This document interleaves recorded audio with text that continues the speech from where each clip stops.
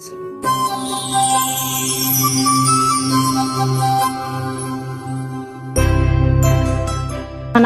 அரசு மாதிரி ஸ்கூல்ல படிச்சேன். டீச்சர்ஸ் ரொம்ப கேர் பண்ணி பாத்துப்பாங்க. எப்ப எந்த டவுட்ஸ் கேட்டாலுமே புரியுற மாதிரி நல்லா தெளிவா சொல்லுவாங்க. இந்த ஊர்லயே ஃபர்ஸ்ட் டைம் NIT அப்படின்ற ஒரு பெரிய காலேஜுக்கு போயிருக்கேன். எங்க பொண்ணு இவ்வளவு தூரம் போய் படிக்குதுன்னா எங்களுக்கு ரொம்ப பெருமையா தான் இருக்குது. நாங்க படிக்கலன்றதுக்கோசரம் எங்க பசங்களெல்லாம் நாங்க படிக்க வைக்கிறோம். கூலி வேலை செஞ்சாலும் படிக்க வைக்கிறோம்.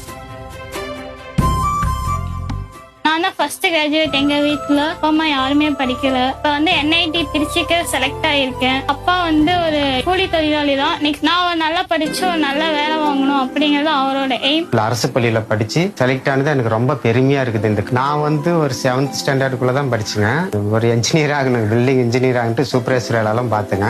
அந்த கனவு நிறைவேறல. அந்த ஆசையை எங்க பொண்ணு நிறைவேற்றி தருவாங்க. நான் ரொம்ப நம்பிக்கையா இருக்கிறேன்.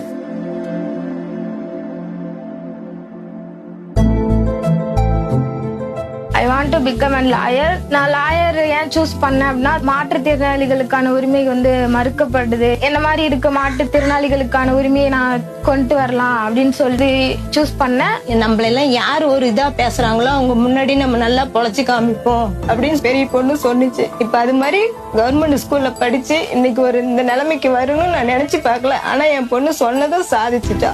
அதுவே எனக்கு ரொம்ப சந்தோஷமா இருக்கு. விடாமுயற்சியோட படிச்சோம் அப்படின்னா அரசு பள்ளி மாணவர்களாலையும் சாதிக்க முடியும். நான் 1ஆவதுல இருந்து 12ஆவது வரைக்கும் கவர்மெண்ட் ஸ்கூல்ல தான் படித்தேன். படிக்கிறது மட்டும் இல்லாம நிறைய ஸ்போர்ட்ஸ், நிறைய கோஸ்கோலாஸ்டிக், சம்மர் கேம்ப்னு சொல்லி நிறைய ஹெல்ப் பண்ணாங்க. அரசு பள்ளி அப்படிங்கிறது பெருமையினோட அடையாளம். அந்த பெருமையினோட அடையாளத்துல நானும் ஒருத்தனா இருக்கிறேன்னு நினைச்சா எனக்கு பெருமையா இருக்கு. எங்க சமுதாயத்துல ரொம்ப இது மாதிரி ஒதுக்கப்பட்ட பின்தங்கி இருக்காங்க. இந்த மாதிரி சென்னை IITல படிக்கிற அளவுக்கு முன்னேறிக்கிறாங்கிறது எங்களுக்கும் பெருமை. எங்க சமுதாயத்துல இதை கண்டு இன்னும் 4 பேர் முன்னுக்கு வருவாங்க.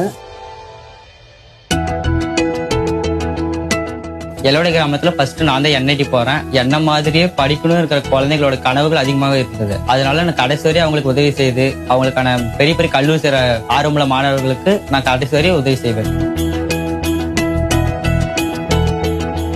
NIT திருச்சியில் ஏதாவது ஒரு கோர்ஸ் எடுத்து படிக்கணும்னு விருப்பப்பட்டேன். அது மாதிரி கெமிக்கல் இன்ஜினியரிங் NIT கிடைச்சிருச்சு. கேரம், செஸ், அப்புறம் பேஸ்கெட் பால் இந்த மாதிரி விளையாட விடுறதுனால எந்த ட்ரெஸ்ஸும் பரத்தல. அதனால கடினமான தேர்வுகளை எழுதி அதில் பாஸ் பண்ணி எங்களுக்கு NIT திருச்சியில் படிக்கிறதுக்கு ஒரு வாய்ப்பு கிடைச்சிருக்கு. நாங்க ஒன்றும் பெருசா படிச்சது இல்ல, கூலி வேலை தான் செய்யறோம். எங்க பையன் போய் NIT காலேஜ்ல சேர்றதுனால எங்களுக்கு பெருமையா இருக்கு. அரசு மாதிரி பள்ளியில எனக்கு சேர்றதுக்கான ஒரு வாய்ப்பு கிடைச்சது. அந்த பள்ளியில சேர்ந்ததுனால நான் தனியா JEE அந்த மாதிரி எந்த ஒரு கோச்சிங் கிளாஸ்க்கும் போனதில்லை. நான் NIT வாரங்கள் ஜாயின் ஆயிருக்கேன்.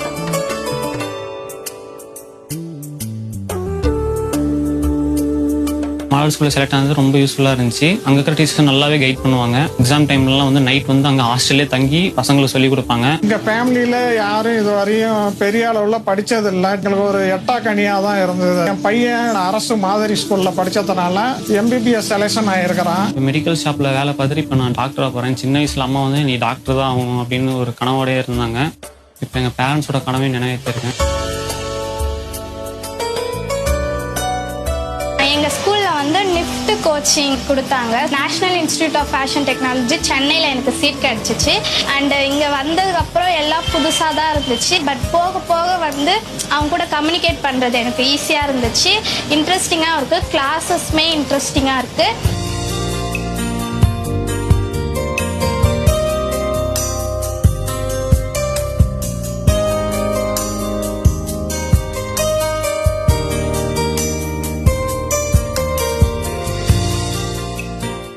அரசு பள்ளியோட மாணவர்களும் போக முடியும்ங்கிற பெரிய சாதனையை படைச்சிருக்கீங்க. இது மூலமா அரசு பள்ளியோட கல்வித்தரம் உயர்ந்திருக்கிற உண்மை உலகுக்கு தெரிய வந்திருக்கு. மாணவரோட படிக்கிறதுக்கான செலவை அரசு ஏத்துக்கிட்டு இருக்கு.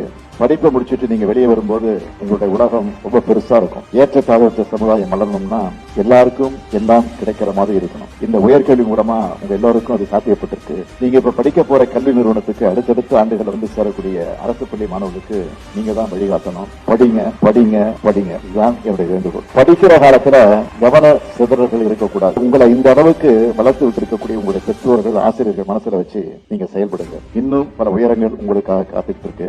ஒளிமயமான எதிர்காலம் உங்களை நோக்கி வந்து கொண்டிருக்கு. அனைவருக்கும் என்னுடைய அன்பான வாழ்த்துக்கள்.